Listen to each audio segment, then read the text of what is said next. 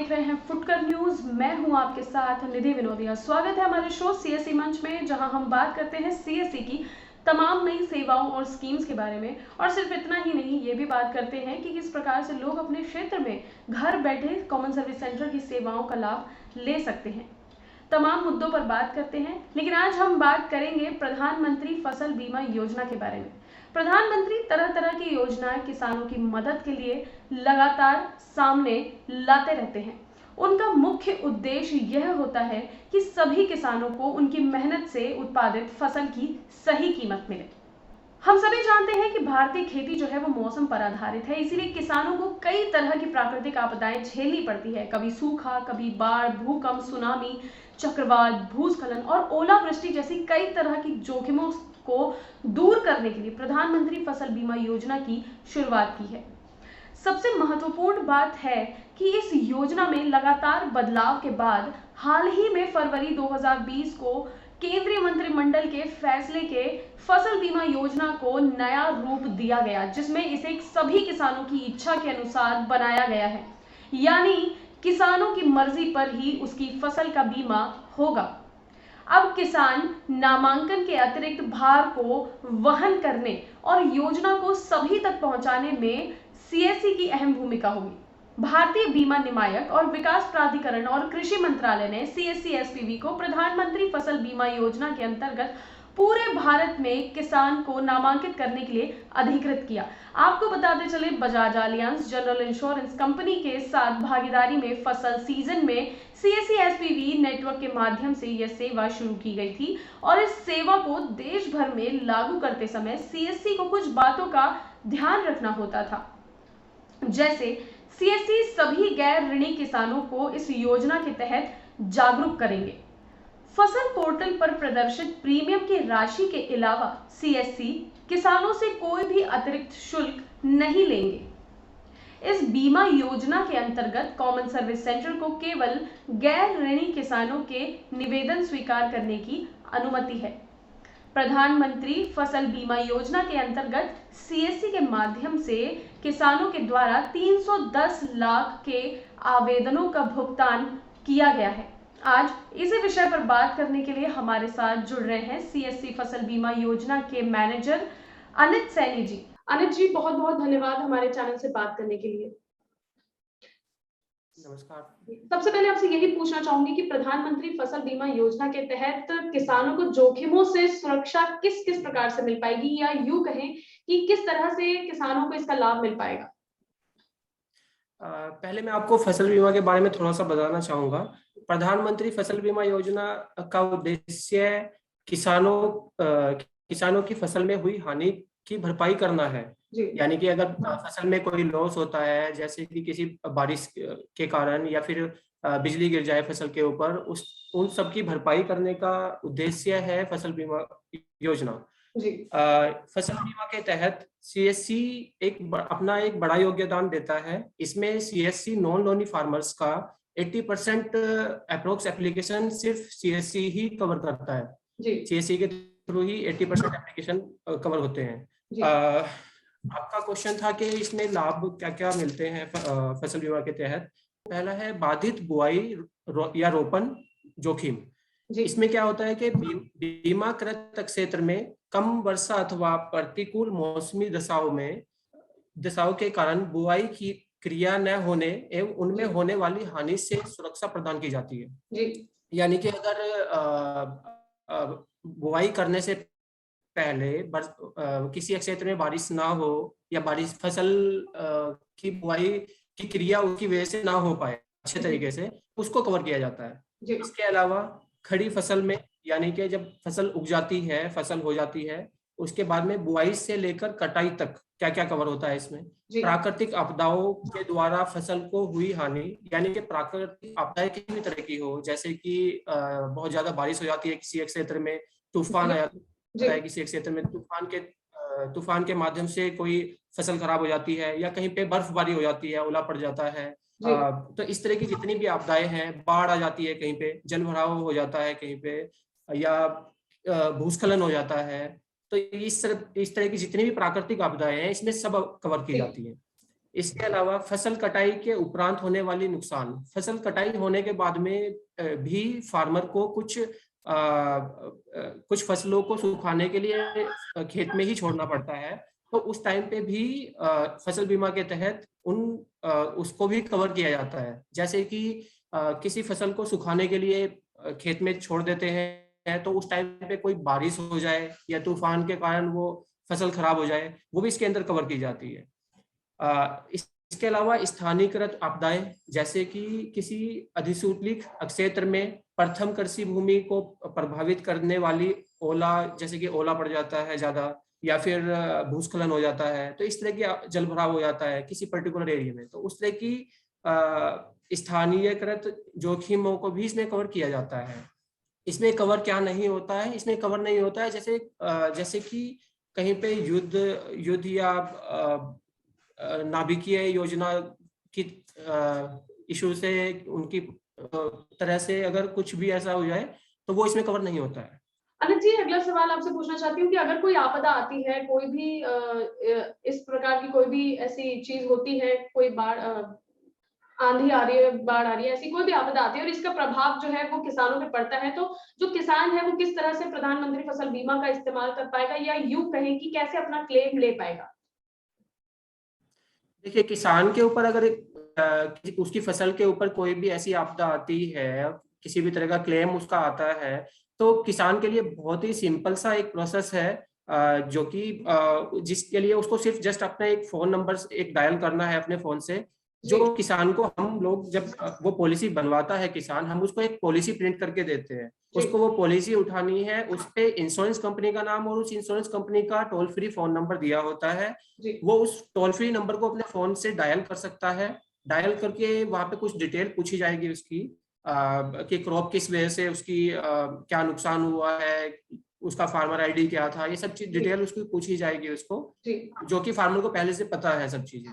वो सब डिटेल उसको वेरीफाई करनी होगी फार्मर को वहां पे। उसके बाद में फार्मर को 2-3 दिन के अंदर अंदर फार्मर की खेत में जो इंश्योरेंस कंपनी है उसका सर्वेयर आता है, वो 2-3 दिन के अंदर चेक करके रिपोर्ट सबमिट कर देता है इंश्योरेंस कंपनी के पोर्टल पे। देन उसके बाद में 10 से 15 दिन तक अगर उसका क्लेम बनता है फार्मर का, तो 10 से 15 दिन के अंदर अंदर इंश्योरेंस कंपनी क्लेम को जितना भी उसका परसेंटेज में जो भी अमाउंट बनेगा वो डायरेक्टली फार्मर के बैंक अकाउंट में ट्रांसफर कर देगी। इसमें इंश्योरेंस कंपनी डायरेक्टली सीधा फार्मर के बैंक अकाउंट में ट्रांसफर करती है। फार्मर अगर चाहे, ऑनलाइन भी एक ऐप आती है इसकी, क्रॉप इंश्योरेंस के नाम से, गूगल प्ले स्टोर में मिल जाती है। क्रॉप इंश्योरेंस के नाम से जो ऐप आती है, वहां पे भी अपना क्लेम रजिस्टर्ड कर सकता है जी।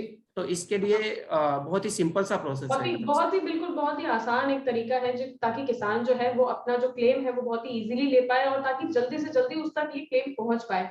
बहुत बहुत धन्यवाद अनित जी आपका।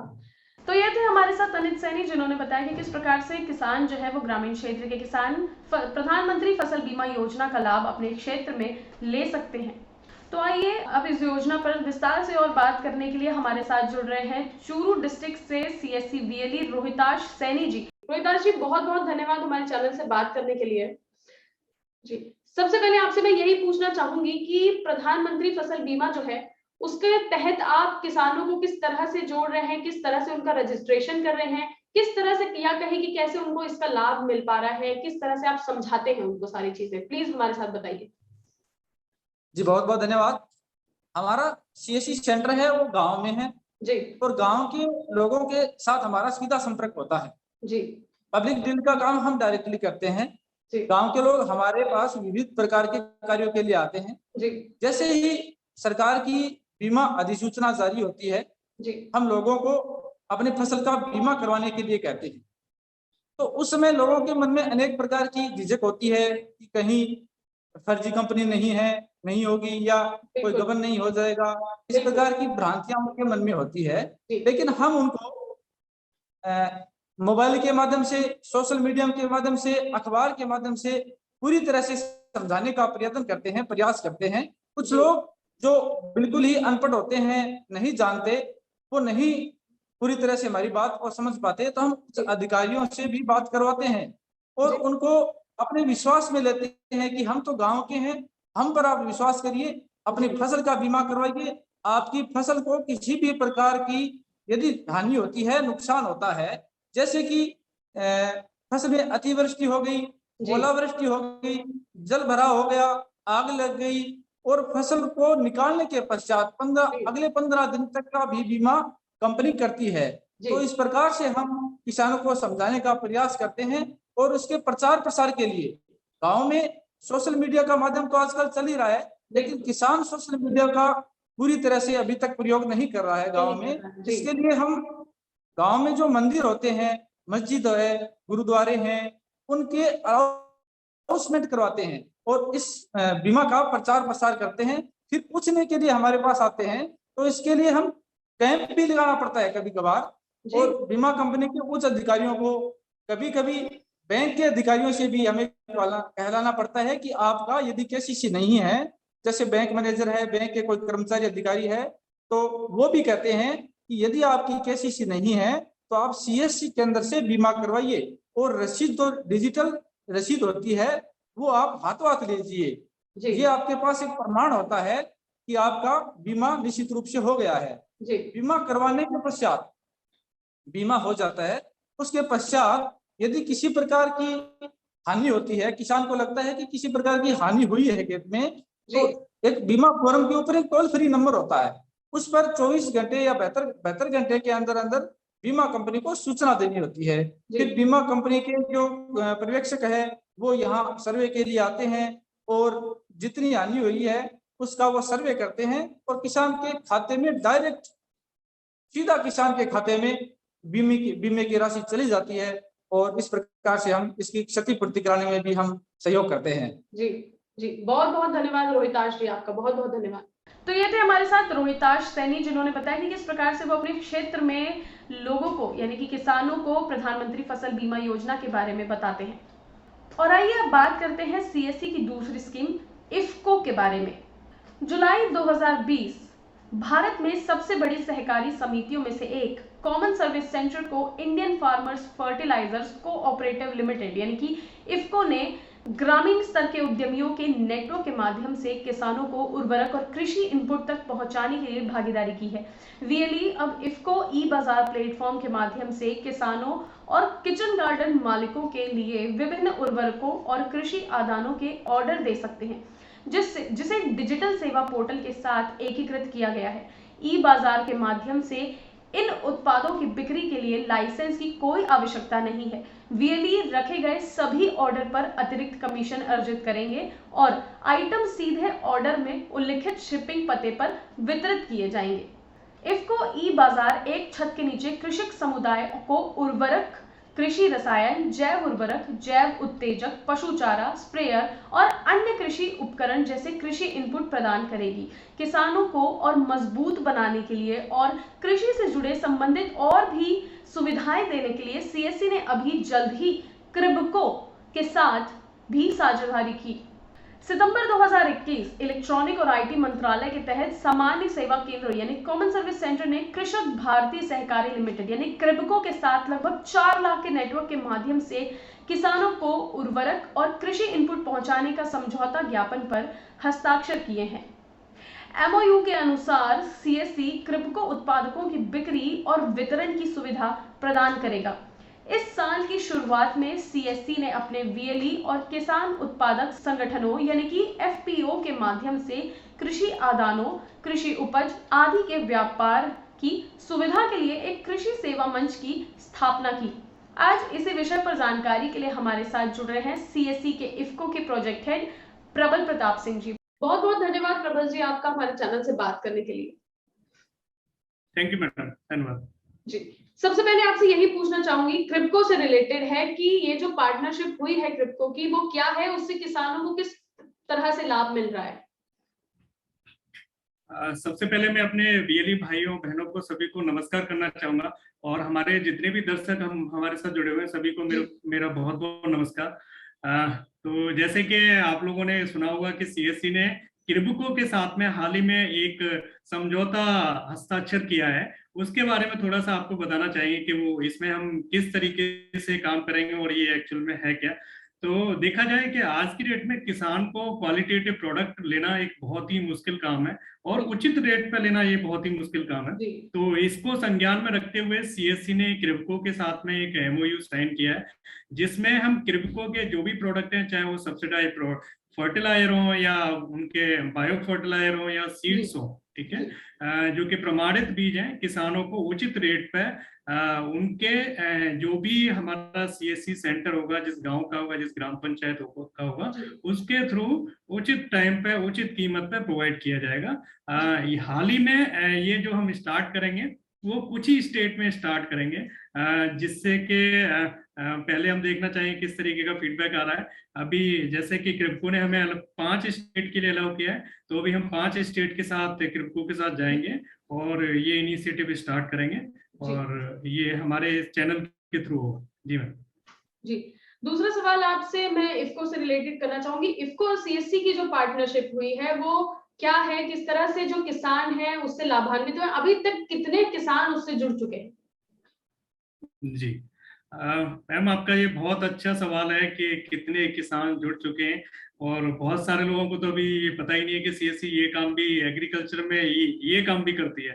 तो अगर इस इफ्को और सीएससी की पार्टनरशिप की बात करेंगे, या हमारा जो भी इफ्को के साथ में समझौता हुआ था, ये हमने 2017 में किया था, और 2017 से लेके आज तक हम लगभग 90 डिस्ट्रिक्ट हैं, 90 डिस्ट्रिक्ट, जिसमें हमारी डिस्ट्रिक्ट वीएलई कोऑपरेटिव सोसाइटी के थ्रू हम इफ्को के जो भी प्रोडक्ट हैं, चाहे वो सब्सिडाइज फर्टिलाइजर हो, सीड्स हो, वाटर सॉल्युबल फर्टिलाइजर हो, बायो फर्टिलाइजर या प्लांट ग्रोथ प्रमोटर्स हो, सारे प्रोडक्ट हम अपने इस नेटवर्क के थ्रू जो भी किसान भाई हैं उन तक हम पहुंचा रहे हैं, जो भी उनका डिसाइडेड रेट्स हैं उसमें हम पहुंचा रहे हैं। अब इसमें 2-3 चीजें बहुत ही देखा जाए इंपॉर्टेंट है, जो कि टाइम के साथ साथ हमने चेंज की है। पहली चीज हमने देखी कि हमने जो अपने नेटवर्क में जो डिस्ट्रिक्ट बीएलई सोसाइटी बनाई थी, वो डिस्ट्रिक्ट में एक ही होती थी, जिसके थ्रू हम ये सारी चीज करते थे। तो थोड़ा सा जो दूर वाले बीएलई होते थे उनको डिलीवरी में इशू आते थे, तो इसको लेके फिर हमने कई सारे डिस्ट्रिक्ट में मल्टीपल सोसाइटी बनाई, और साथ ही साथ हमने इसमें कुछ चीजें और ऐड की। जिन बीएलईज के पास लाइसेंस थे उनको हमने डायरेक्ट अलाउ किया, और साथ ही साथ अभी रिसेंट में एक एफपीओ प्रोजेक्ट लॉन्च किया था, फार्मर प्रोड्यूसर कंपनी, ठीक है।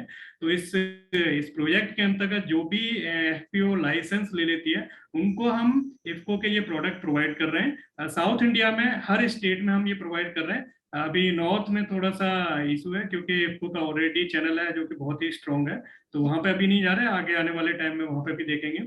इसके साथ साथ हमने एक और चीज एनालाइज की, जो ये थी कि हर बीएलई लाइसेंस नहीं ले सकता, ठीक है।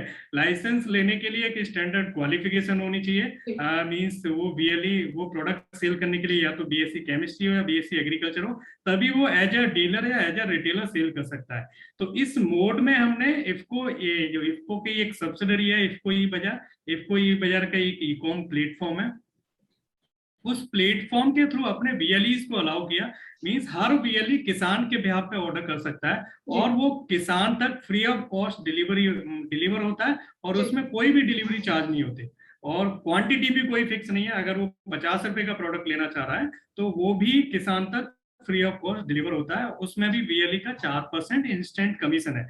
अब मैम, आपकी एक जो सवाल है कि हमने कितने किसान लाभान्वित किए, तो इसमें ये भी एक बड़ा रोचक प्रश्न है, तो इसकी हम बात करेंगे तो प्रश्न भी है प्लस सीएससी वालों के लिए टास्क भी रहा है। जी।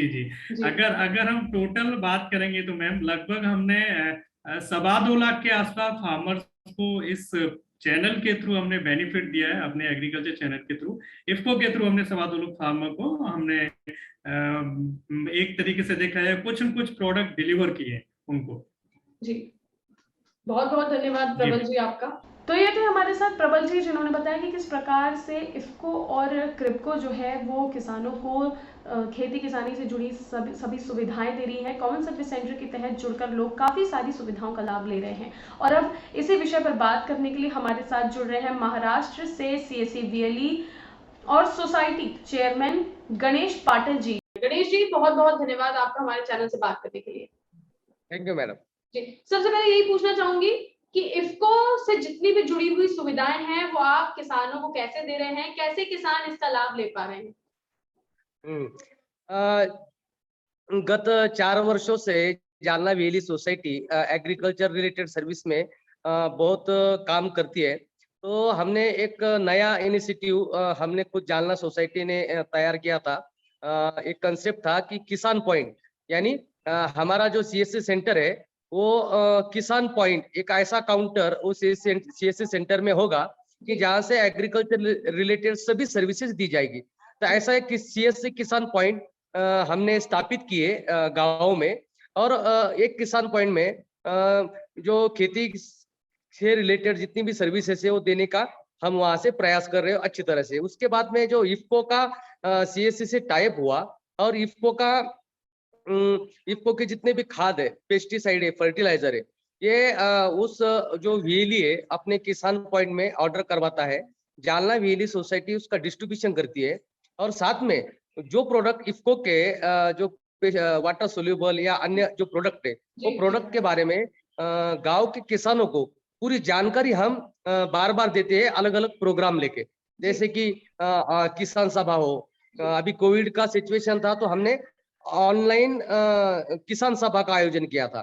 तो ऑनलाइन किसान सभा यानी हम एक जगह पर रिकॉर्ड करके उस गांव के जो किसान पॉइंट है वो किसान पॉइंट में एक एलईडी टीवी लगाकर 10-10 किसानों को एक साथ लाकर उनको खेती के बारे में समझाते थे। इसमें इफ्को का बहुत सारा सपोर्ट हमें इसमें मिला है। इफ्को कोविड के दौरान किसानों के लिए सैनिटाइजर, मास्क, उसमें भी हमारे किसान पॉइंट ने इनिशिएटिव लिया। और इसमें सबसे बड़ी उपलब्धि है मैडम कि किसान जो है गांव का वो शहर जाकर खाद लाता था, तो उसमें उसका पूरा दिन चला जाता था। उसमें वहां पे जो उसको चाहिए वो नहीं मिलता था, जो दुकानदार देता था वही लेना पड़ता था। इसकी वजह से किसान का खर्चा भी बढ़ता था, किसान का वक्त भी जाता था, और किसान का वहां पे शोषण होता था। तो इस सारी चीजों का समाप्ति उस गांव के एक किसान पॉइंट की वजह से समाप्त हुई, और सारे गांव के किसान अब उस किसान पॉइंट से जुड़े हैं। अभी लगभग जालना में हमने 1 से शुरू किया था, अभी 11 गांव में ऐसे किसान पॉइंट है, और जो अभियों का इनिशिएटिव हमने लिया है, तो लगभग हमारा उद्देश्य है कि जालना जिले के ज्यादा से ज्यादा गांव में इस तरह के किसान पॉइंट हो, और सीएससी किसान पॉइंट के माध्यम से किसानों को सभी सर्विसेज मिल जाए। इफ्को तो उसमें बहुत बड़ा रोल निभा रही है। जी, बहुत बहुत धन्यवाद गणेश पाटिल जी आपका। तो ये थे हमारे साथ गणेश पाटिल, जिन्होंने बताया कि किस प्रकार से वो इफ्को की सुविधा जो है वो सीएससी के माध्यम से अपने क्षेत्र के ग्रामीणों को, ग्रामीण किसानों को अपने क्षेत्र में दे रहे हैं। तो जैसे कि आपने देखा, अनित सैनी जी ने, प्रबल जी ने और वीएलई गणेश पाटिल ने, जिन्होंने हमें बताया कि किस तरह से कॉमन सर्विस सेंटर सरकार द्वारा शुरू की गई स्कीम्स को, सुविधाओं को, सेवाओं को लोगों तक पहुंचा रहे हैं, खासकर ग्रामीण क्षेत्र के लोगों तक। सीएससी मंच में आज के लिए इतना ही। अगले हफ्ते फिर आपसे मुलाकात होगी कॉमन सर्विस सेंटर की नई स्कीम्स और सेवाओं के साथ। तब तक के लिए बने रहें फुटकर न्यूज़ पर। नमस्कार।